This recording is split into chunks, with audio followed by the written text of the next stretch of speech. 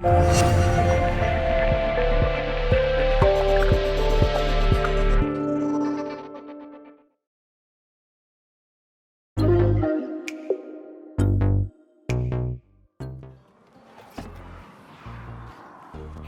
I'm Briana Riddock, and I'm here at Atlanta Harvest, a farm right outside Atlanta, to get some groceries for my upcoming dinner party. I'm so excited to be here. We're getting some fresh fruits and vegetables straight from the farm right to my dinner table. I am a chef here in Atlanta, and I host private dinner parties. That's right, I am a Georgia peach. Hey Nick, how are you? I'm great, how about yourself? I'm good. You know, I have my dinner party coming up, so I knew that you guys had some fresh ingredients straight from the farm. Definitely. About to be right at my dinner table, so I'm just gonna peruse around. I'm doing a sweet potato grits, stone ground grits. Wow. So we're gonna roast sweet potatoes, smash them into our grits. So I'm gonna put this in my little shopping bag here. Definitely, those are definitely ready to go. These are perfect. On the other side, so my mother raised me, and she's Jamaican, and I think having that influence has greatly impacted my cooking style. I went to Jamaica almost every summer as a child, so I was exposed to that cuisine and just like the Caribbean flair and the Caribbean flavors. So as far as like coconuts, rice and peas, curry chicken, curry goat, that's like the basis of my cooking. I'm gonna grab some. And these are nice and ripe. I'm gonna grab a few of these fresh Georgia peaches. And this is a Black-owned farm here in Atlanta? Yes, so we are a Black-owned family farm. We are a naturally grown farm, which means that we use 0 pesticides. Okay. We're non-GMO. Everything is literally from our organic garden to the table. I think my cooking style is simple. It has a Caribbean flair, it has a Southern flair. But I try not to make my recipes too complicated because a lot of my recipes are very fresh. I don't fry too many things. A lot of things are sauteed. A lot of things are baked in the oven. And I try to keep it simple. I try to keep it clean, but I like bold flavors. Nick, I'm doing a salad. Definitely. Do you have any greens for me? Actually, I do. I'm pretty open to whatever you got. Of our pigs. Oh, y'all just cut those. What are these? I need that. So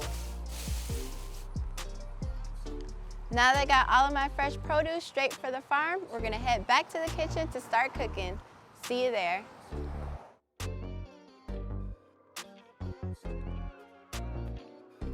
type of people that come to my party have been young millennials, a lot of people that are working professionals within the city, are looking for something to do outside of like going to the club or going to a bar.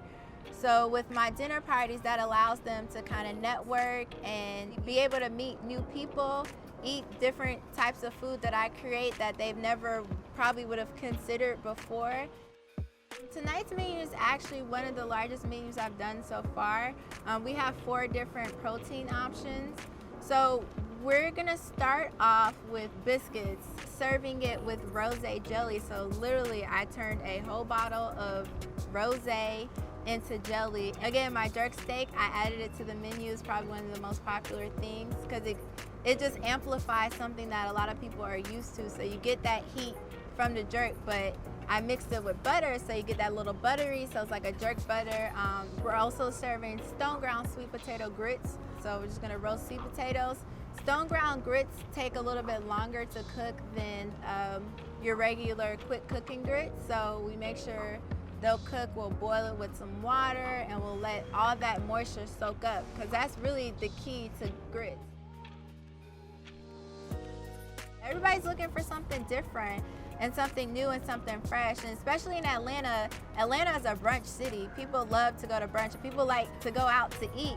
So I'm offering going out to eat in a different way. This is a peach bread pudding.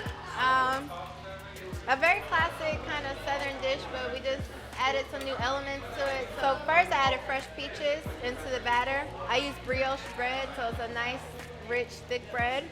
Now I have it in a pot with oil and a little bit of butter just to sear the ends to make it like a little bit more crispy. And I'm topping it with a spice sugar with lavender, fresh orange zest, and then just topping it with whipped cream.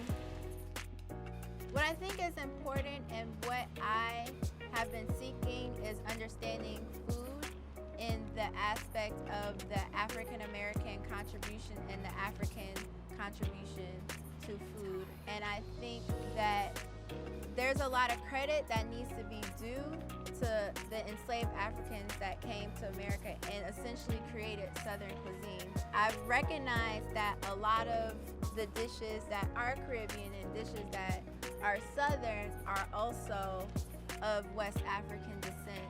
So I've been wanting to dive more deep into understanding that connection that we all, as people of African descent, have through food.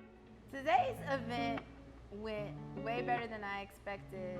Everybody showed up, and we even had more people than I expected. People didn't buy tickets until literally the day before.